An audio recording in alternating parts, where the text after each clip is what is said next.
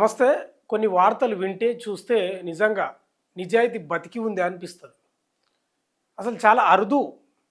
25 ఏళ్ల క్రితం తీసుకున్నటువంటి అప్పును గుర్తుపెట్టుకొని కేరళకు చెందిన వ్యక్తి ధర్మపురికొచ్చి అప్పు తీర్చిపోయిండంటే నిజంగా నిజాయితీ బతికుందంటే ఇలాంటి వాళ్ళని చూసినప్పుడు చాలా గర్వంగా అనిపిస్తూ ఉంటుంది.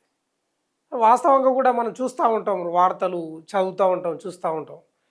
500కు కూడా చంపినోళ్ళున్నారు. 500 అప్పు తీసుకొని ఈరా బాబు అంటే చంపినోళ్ళు ఉన్నారు. ఉన్నాయి వార్తలు అవి. అలాంటిది సౌదీలో పనిచేసే ఇద్దరు మిత్రులు, ఒక ఆయన కేరళకు సంబంధించిన ఆయన, ధర్మపురికి సంబంధించిన ఇద్దరు ఎక్కడో గల్ఫ్లో ఒకే కంపెనీలో పనిచేసేటప్పుడు 25,000 అప్పు ఇచ్చినంట ధర్మపురికి చెందిన వ్యక్తి కేరళకు చెందిన వ్యక్తికి. తర్వాత ఆయన కేరళకు వచ్చేసిండు. ఆయన ఆయన కూడా ధర్మపురికి వచ్చిండు పోవడం. ఇప్పటికి కూడా ధర్మపురి వ్యక్తి గల్ఫ్లోనే ఉన్నాడంట. అయితే అప్పును గుర్తుపెట్టుకున్నాడట. అసలు ఈయన గుర్తు కూడా లేదంట. ఏంది గుర్తు లేదు, అసలు అడ్రస్ ఎక్కడ, ఏం కథ అనేది కేవలం ఒక ధర్మపురి అనేది మాత్రమే గుర్తున్నదట. దాన్ని ఆధారంగా వేసుకొని గూగుల్లో సెర్చ్ చేసుకుంటూ రకరకాలుగా ప్రయత్నాలు చేసి లాస్ట్కు ధర్మపురికి వచ్చి 25,000 రూపాయల అప్పు తీర్చిందంట. అంటే రుణభారాన్ని తీసేసుకున్నాడు. ఇంకా కొందరు ఉంటారు పైసలు ఉన్నా కూడా ఇయ్యరు, మనకు తెలుసు కదా. ఇప్పుడు ఎట్లుంటుందంటే మీకు కూడా అనుభవాలే. దాదాపు అప్పు తీసుకునేటప్పుడేమో ఒక రకంగా ఉంటుంది వ్యక్తిత్వం, అప్పు తిరిగి ఇచ్చేటప్పుడేమో ఓ రకంగా ఉంటుంది. నాకు అప్పు కావాలి, కొంత ఇబ్బందుల్లో ఉన్నానని అడుక్కుంటారు బాగా. డబ్బులు ఇరా అన్నప్పుడు మాత్రం ఇంక వేరే ఉంటుంది పరిస్థితి. అంతా మనకు తెలిసిన అంశమే. ఇంక ఎదురు తిరగడం, రకరకాల మాటలు, కథలు, నీవు అంగిచ్చినవు, ఇక బూతు పదాలు కూడా వాడుతుంటారు. కొందరు ఎట్లుంటారంటే అసలు చాలా అరుదు వాళ్ళు. మనం ఎట్లా చెప్పొచ్చు అంటే గంజాయి వనంలో తులసి మోకలాగా చెప్పొచ్చు. కొందరు ఎట్లుంటారంటే రూపాయి ఒక సొమ్ము నాకు వద్దు, 10 రూపాయలు కూడా నేను తినను, అబ్బా వద్దు, అప్పు తీసుకున్నా సరే తిరిగి ఇచ్చేస్తారు. కొందరేమో కుంభాలు తింటూనే ఉంటారు, ఎంతైనా తింటారు. కొందరేమో మాకు రూపాయి వద్దు ఇతరులది అంటారు. కొందరేమో మాకు వాళ్ళదే కావాలి, మంది సొమ్మే మాకు కావాలనేది మనకు కూడా వినిపిస్తూ ఉంటుంది. మంది సొమ్ము తిని బతుకుతున్న వాళ్ళు చాలామంది ఉన్నారు. ఒకసారి వార్త కూడా చదువుదాం.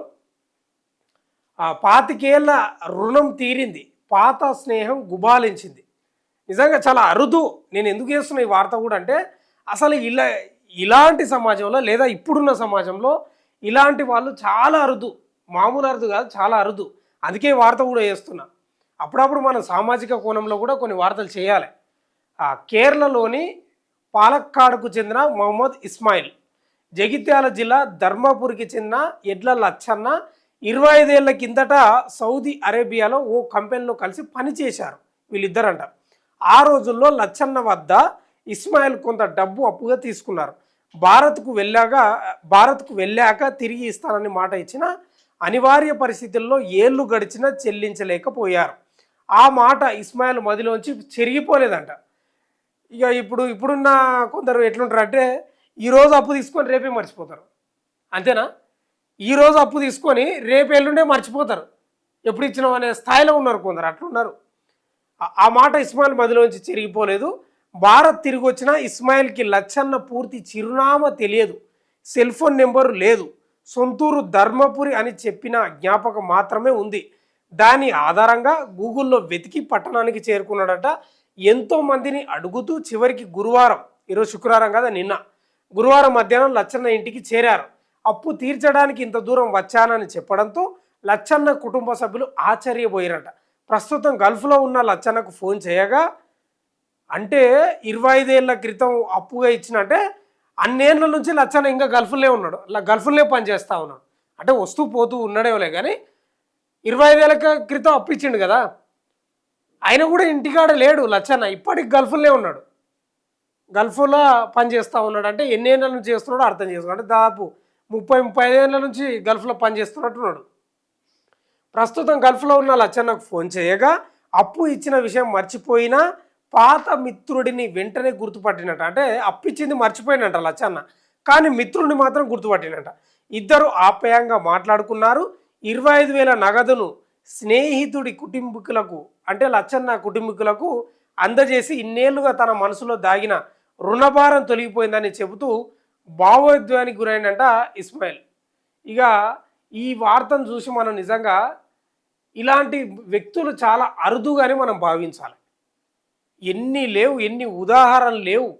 ఇవాళ 100 రూపాయల కోసం, 500 కోసం, 1000 రూపాయల కోసం చెప్పిన ఉదంతాలు ఉన్నాయి. ఇవాళ అప్పు తీసుకొని రేపే మర్చిపోతారు, లేదా నెలకే మర్చిపోతారు, లేదా సంవత్సరానికి కూడా మర్చిపోతారు. నీతి నిజాయితీ, ఒకరు సొమ్ము మనం తినకూడదు అనేది చాలా తక్కువ మందికి ఉంటుంది. అందులో ఇస్మాయిల్ కూడా ఒకరు. ఇప్పుడు ఇక మనకు కొన్ని ఉదాహరణలు కూడా ఉంటాయి. ఎట్లుంటారంటే చాలా మటుకు వాళ్ళ సంపాదన కంటే నిజాయితీగా కష్టపడి చెమటోడ్చి సంపాదించేదానికంటే మంది సొమ్ము మీద ఆధారపడి బతికేటోళ్ళు చాలామంది ఉన్నారు. మంది సొమ్ము కోసం ఎదురు చూసేటోళ్ళు కూడా చాలామంది ఉన్నారు. అంటే ఇప్పుడు అప్పు తీసుకొని ఇయ్యని వాళ్ళు, సరే అప్పు ఎవరికైనా అప్పు అవసరం పడుతుంది, మన పరిస్థితులు బాగాలేక అప్పు అడుగుతాం, కానీ ఇచ్చేటప్పుడు ఉంటుంది అసలు కథ. అందుకే చూడు, మనిషికి బంధాలు చెడగొట్టేది, శత్రుత్వం పెంచేది ఎక్కువ శాతం అంటున్నా డబ్బే. అద్భుతంగా ఉన్న వాళ్ళ స్నేహం, మంచి మిత్రులు, డబ్బు ఇచ్చి పుచ్చుకునే కాడ ఉంటుంది చూడు పంచాయతీ, కథం స్నేహంగా పోయి శత్రువులుగా తయారవుతారు. కాబట్టి ఇస్మాయిల్ తన మనసులో ఉన్నటువంటి ఆ రుణభారాన్ని తీర్చుకోవడానికి 25 ఏళ్ళ సమయం పట్టింది. ఆయన ఇవ్వాలనుకున్నాడు అంతే, వద్దు అప్పుడు నాకు అడిగి. అంటే ఇంకోటి ఏంటంటే కొందరు అడిగినేంబడే ఇస్తారు అప్పు. నేను పలానా ఇబ్బందుల్లో ఉన్నా, నా పరిస్థితి బాగాలేదు, కొంచెం ఓ 20,000 25,000 అంటే కొందరు లేవు నాతోటి లేవు, లేకపోతే నేను ఉన్నా కూడా నాతోటి లేవు అని నేను వాళ్ళని అడిగిస్తా, వీళ్ళని అడిగిస్తా, నాకు టైం కావాలి, చూస్తా కానీ అంటారు. కొందరు ఎట్లుంటారు, అట్లా నిజంగా ఉంటారు. కొందరు ఉంటారు అడిగినెంబడే, నేను పలానా ఇబ్బందుల్లో నాకు హాస్పిటల్ కట్టేది ఉంది, లేకపోతే సమ్ ప్రాబ్లం ఏదైనా కానీ అర్జెంటు ఒక 20,000 కావాలంటే అరే అట్లనా సరే అని కొట్టేస్తారు. మరి అట్లా ఇట్లా కొట్టిండేమో లచ్చన్న కూడా, అదే ఇచ్చిండేమో. మరి ఆ భావన మనసులో ఉన్నదా, అడిగినెంబడే ఇచ్చిండనే భావన ఉన్నదా, లేకపోతే ఆయనకు ఒకరి సొమ్ము మనం ఎందుకు పెట్టుకోవాలి, నా వయసు కూడా దగ్గర పడుతుంది, ఆ బాధ నాకు ఉండకూడదు గుండెల్లో, మనసులో, కడుపులో అని అనుకున్నాడేమో, వద్దు ఇచ్చేద్దామని గూగుల్లో సెర్చ్ చేసుకుంటూ ధర్మపురికి వచ్చి లచ్చన్న కుటుంబానికి ఇచ్చినట్ట. అయితే ఈయన గల్ఫ్లో లేనట్టున్నాడు ఇప్పుడు, ఏది వాళ్ళ గ్రామమో మరి ఏదో పట్టణంలో ఉన్నట్టున్నాడు కేరళలో. లచ్చన్న మాత్రం గల్ఫ్లోనే ఉన్నాడు. కానీ ఈ వార్త చూసినప్పుడు నాకేమనిపించిందంటే, నీతి నిజాయితీ 4 పాదాలపై నిలబడిందంటే ఇలాంటి వ్యక్తుల వల్లనే. అందుకే అన్నాను నేను స్టార్టింగ్లో, గంజాయి వనంలో తులసి మొక్కలాగా ఈ మొహమ్మద్ ఇస్మాయిల్ నిజంగా చాలా గ్రేట్ మనిషి. చూస్తూనే ఉండండి మన తెలుగు వెలుగు.